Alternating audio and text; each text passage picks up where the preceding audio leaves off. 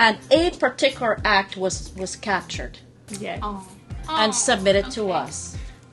You have any idea what act that might be? Which one do you think it is? Probably one of our students who didn't have electricity. Okay.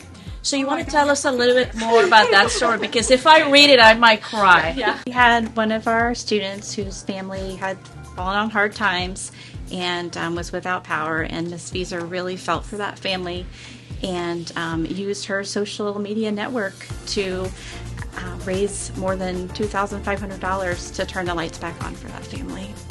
The only thing that I can take credit for is just asking for help.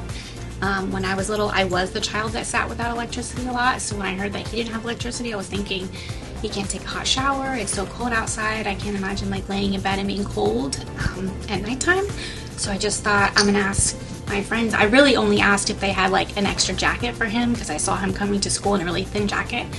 And then people started asking, what's his situation like? And I just said, we don't have electricity, but they're not really asking for help. And then my village, which I didn't even realize I really had, just kind of stepped in and were like, let me send you what I can. And then we turned the electricity on. And we got him groceries and all kinds of stuff. So That is called servant leadership, right? Yes. Servant leadership, but leadership is about influencing the behavior of others, and you have taken your servant leadership to influence the behavior of others in a positive way, to do something good for someone that deserves it. if you see somebody struggling, I mean, we all have the means to do something about it. When you just sit there and, you know, say, well, I hope things get better. You know, you just really have to like put one foot in front of the other and don't be afraid to ask for help, because there are tons of people out there who are willing to step up and do something. Yeah. But if they don't know what's going on, they don't have the opportunity. They can't help, right? I think that's a really good message, because hope sometimes is just a wish. Yeah, that's Right? true. But do something about it if you want. And you did. And look at what happened. Great people, great deeds.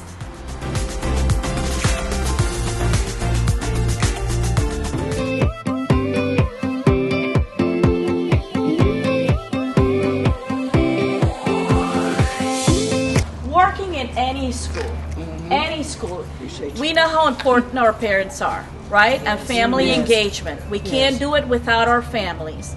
And you understand the importance of that. Right? And you've taken actions, my lady, and you had something here that was really special for all of our fathers.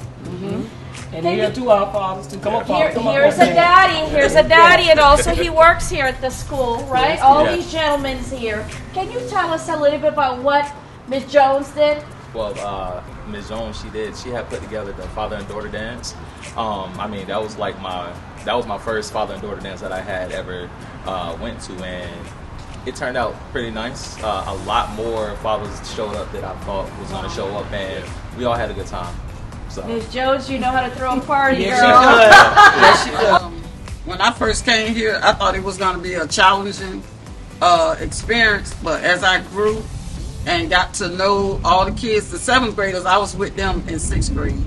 So I've been around them, and I know their temper, and I know what calms them down and what keeps them up in the air. So when they see me coming, the first thing they say, here comes Ms. Jones, when they hear my keys coming in the door. So I try to lead them in a positive way, and I try to reward them in a way, but they have to earn their rewards. I just don't go and plan something just to be planning it for them. I go and they earn their rewards. So a lot of them have turned it around. It's a few more I have to work on, but it's a lot of them, they have did a complete turnaround.